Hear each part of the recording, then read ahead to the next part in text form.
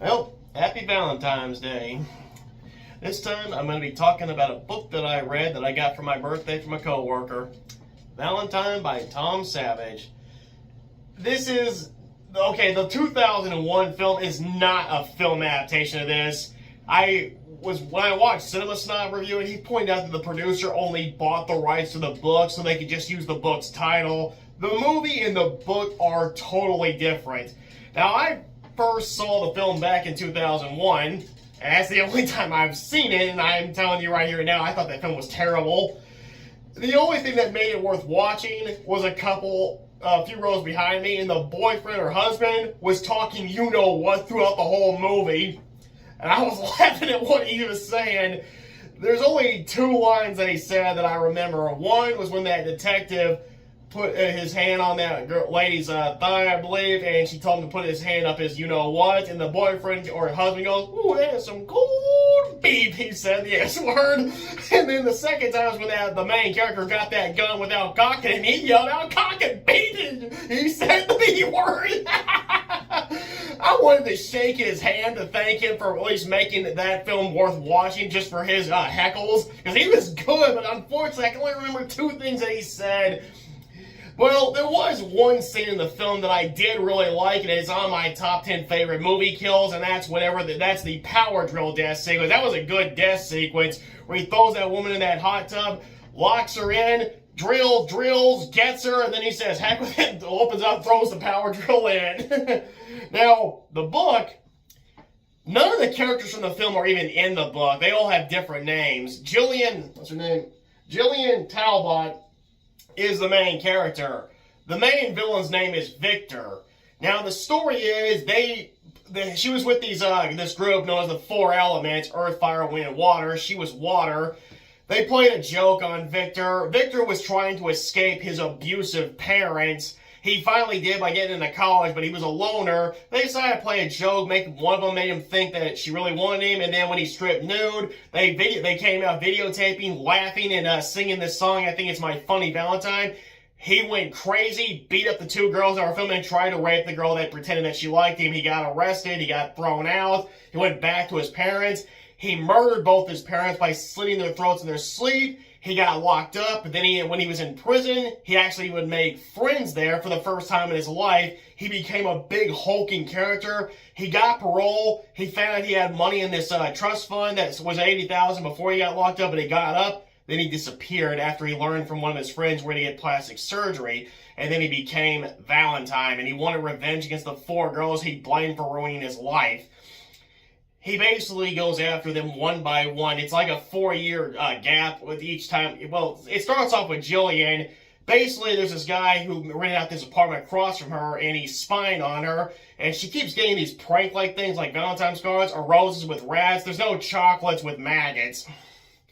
There's no toilet in the hair. Washing your hair in the toilet. There's no guy getting beaten to death with an iron. There's no bow and arrow death. There's no power drill death. There's no axe in the back's death. All the deaths in the movie are not in the book. And with the exception of, he does kill in the timeline, in the present day, but the book mainly focuses on flashbacks for his deaths, like when he kills his parents.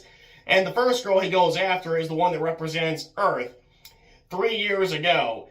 Okay, she was in Hollywood. She was going to sell a script. She did, but he came to her with a new look, false name. They had a romantic evening. They had a picnic, and then he told her he was Victor, killed her by, I believe, beating her to death, and then he buried her body and the script, and then she became a missing person.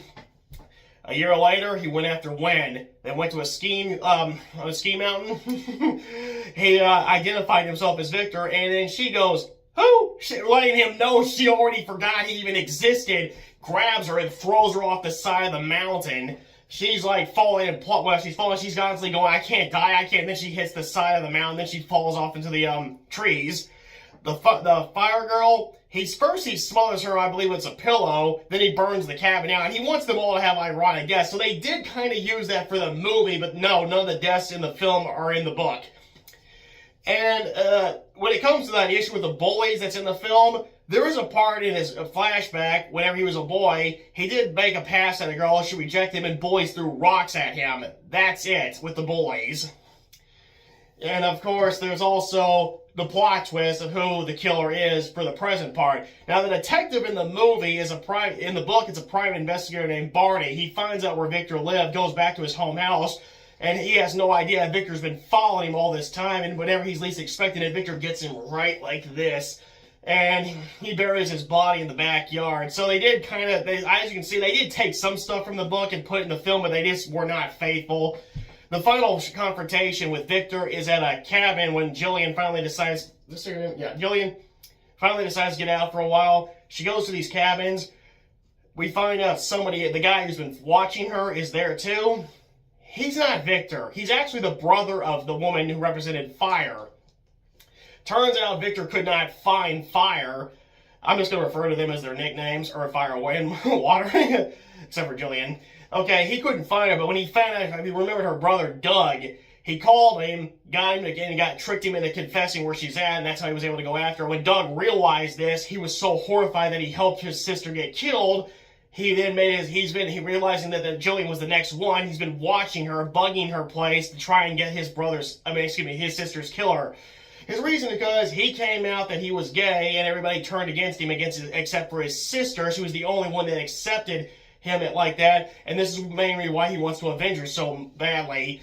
And well, whenever he goes to the cabins where she's at, first you're under the impression he is Victor, but her Jillian's boyfriend Nate, fiance, also father of her child, he gets there looking for her as well, and then it's revealed that he is Victor. He always says, "I am Victor," followed by his last name, every time he's about to strike. Except for Fire, because the prologue opens up with Fire getting killed. There is a flashback that explains how he did that. Well, unlike the movie, Victor does die. Doug shoots him in the back of the head, and whenever he does that, his head literally explodes all over Jillian. But he falls forward, and she goes into the freezing water. Doug does a cannonball. Well, I'm just going to exaggerate. He goes a cannonball in there, pulls Victor's body off her, and brings her up because he says no one will die tonight. No one else will die tonight.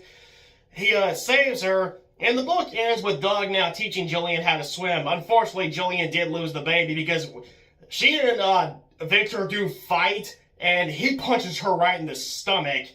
And yeah, that's how she loses the baby. But yeah, it has a better ending than the movie. The movie had an unnecessary cliffhanger. No sequel was ever made, so that makes it kind of pointless to me. I like how CinemaSoft kept pointing out that the boyfriend in the film was the killer. He even criticized, why is he so mad? He's aged well. He seems successful. He has any problem getting dates. Yeah. And of course the director said, oh, the boys, well, he did that. He killed them otherwise. But of course you have to get that information from the director from an interview because it's not in the movie.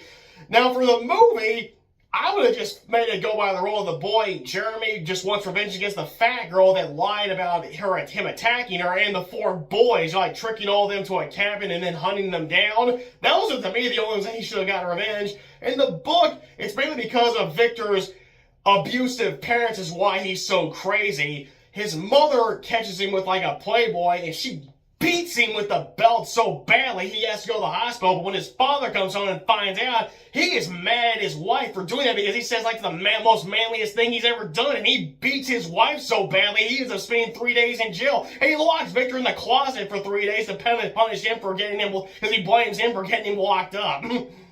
Well, if you haven't read the book, okay, I admit I did spoil it, but if you haven't read Valentine, check it out. It's exactly 448 pages for the paperback, and this see this white streak right here?